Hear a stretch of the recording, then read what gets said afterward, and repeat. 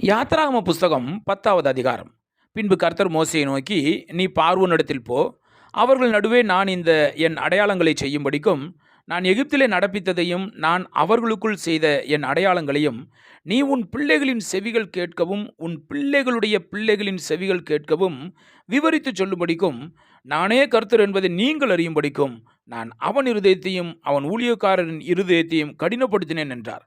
அப்படியே மோசேயும் ஆரோனும் பார்வோனிடத்தில் வந்து, உன்னை தாழ்த்த நீ எதுவரைக்கும் மனதில் ஆதிருப்பாய்? என் சமூகத்தில் எனக்கு ஆராதனை செய்ய என் ஜனங்களை போகவிடு. நீ என் ஜனங்களை போக விட மாட்டேன் என்பாயாகில் நான் நாளைக்கு உன் எல்லைகளுக்குள்ளே வெட்டுக்கிளிகளை வர பண்ணுவேன்.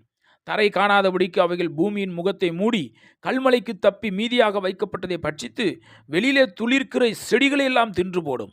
உன் வீடுகளும் உன் ஊழியக்காரருடைய வீடுகளும் எகிப்தியரின் வீடுகளும் எல்லாம் அவைகளால் நிரம்பும்.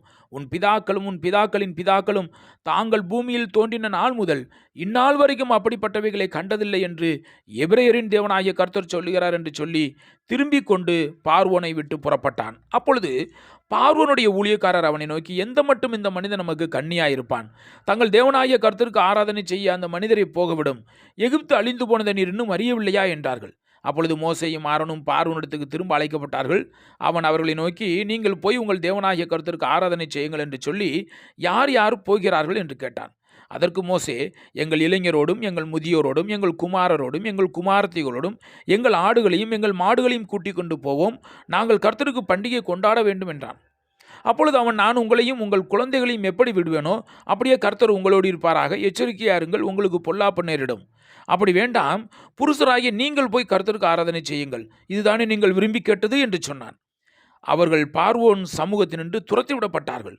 அப்பொழுது கர்த்தர் மோசையை நோக்கி, வெட்டுக்கிளிகள் எகிப்து தேசத்தின் மேல் வந்து கல்மலையினால் அழியாதபடி பூமியின் பயிர் வகைகள் எல்லாம் பட்சிக்கும்படிக்கு எகிப்து தேசத்தின் மேல் உன் கையை நீட்டு என்றார். அப்படியே மோசே தன் கோலை எகிப்து தேசத்தின் மேல் நீட்டினான். அப்பொழுது கர்த்தர் அன்று பகல் முழுவதும் அன்று ரா முழுவதும் கீழ்காற்றை தேசத்தின் மேல் வீச பண்ணினார்.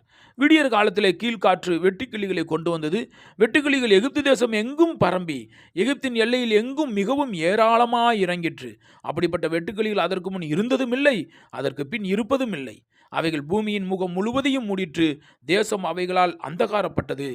கல்மலைக்கு தப்பியிருந்த நிலத்தின் பயிர் வகைகள் மரங்களின் கனிகள் யாவையும் அவைகள் பட்சித்து போட்டது.